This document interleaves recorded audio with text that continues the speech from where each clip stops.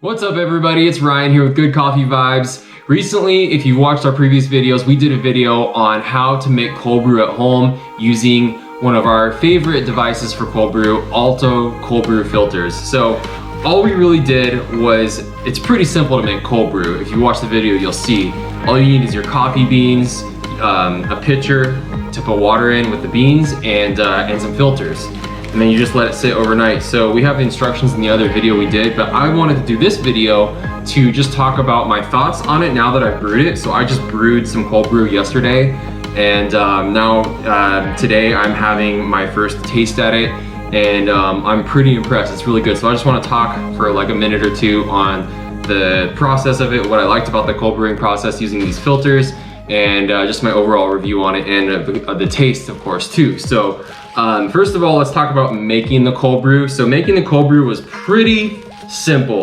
You just use one of these filters like this, and this company, Alto cold brew filters, they have different sizes based on the batches, the size of batch that you want to make, and the size of pitcher. So the one thing I want to critique, I want to make for the process, more of like a heads up, is make sure that your pitcher size is big enough for the batch you're doing. So I had one of these, and it was almost, my pitcher was right here, was almost a little bit too small for this thing. So I filled it up with about 6 ounces of coffee. That's half a bag of this stuff right here, which is delicious, by the way. This is Arcade Coffee Roasters in Riverside, California, and they make some really good, roast some really good coffee. But back to my point, I used like half, I filled up, it fills up with ground coffee. You got to do coarse ground coffee all the way up to like, about here it filled up with just a bunch of coffee, and it almost didn't fit. I kind of had to like shove it in this pitcher to make it fit.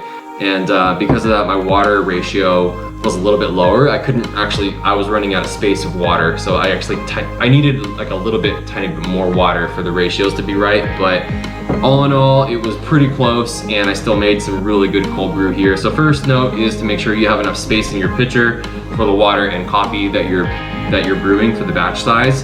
And then next, that was really the only critique. The next one I would say is, I do have another one actually, is the timing. So I started making this cold brew. I was so excited to make it, and I didn't even really think about the timing because you need about 8 to 12 hours to let the cold brew sit and marinate and brew basically. So I did it like at 3 in the afternoon, and then I was like, oh crap, I gotta pull this out of the brewing process at like 11 or 12 at night. So I kind of like cut into my bedtime there. So you just got to think ahead about when you have to pull it out, because you don't want to let it sit too long in there. If you let it sit too long, it's going to over brew, and then the flavors will be like too crazy strong. That's the other feedback. Think about your timing ahead when you're going to do it. But overall, it was an easy process. You just gotta weigh your coffee and make sure you have the right ratios, and you're good to go. So our other video will talk about all that stuff on how to do that. But now let's just talk about the flavor. So again, I picked like a fruity kind of African coffee here, which tastes really, really good. So I'm tasting this thing, like first taste I had for this thing this morning, I was just blown away by the flavor. It's so good. I'm gonna take another sip right now. Yeah, it's like nice and like perfectly acidic, bright, punchy, like just fruity flavors there. I'm definitely tasting like the grapefruit kind of hints there. And I really like that with cold brew. I don't know about you guys, but I like just like bright, kind of acidic, but like still clean cold brew. The fun thing about cold brew is that it's just kind of like got a smoother feel to it. It's not quite as like strong on your tongue as like, let's say a drip coffee would be, or a Chemex or something like that, which I like those too, but there's just like a good balance. There's a different feel you have with cold brew, and it's just really smooth and mellow, but still has like those strong flavor profiles too. So this is really awesome. Now I have some cold brew to make for like, I can pour a few more glasses out of this, and it's ready to go. So it takes a little bit more work up front to make cold brew, but then you have this ready to go, and it's just sitting in your fridge for whenever you want some caffeinated awesomeness. So that's pretty much it for my little quick review I wanted to do here. It's really good. So good.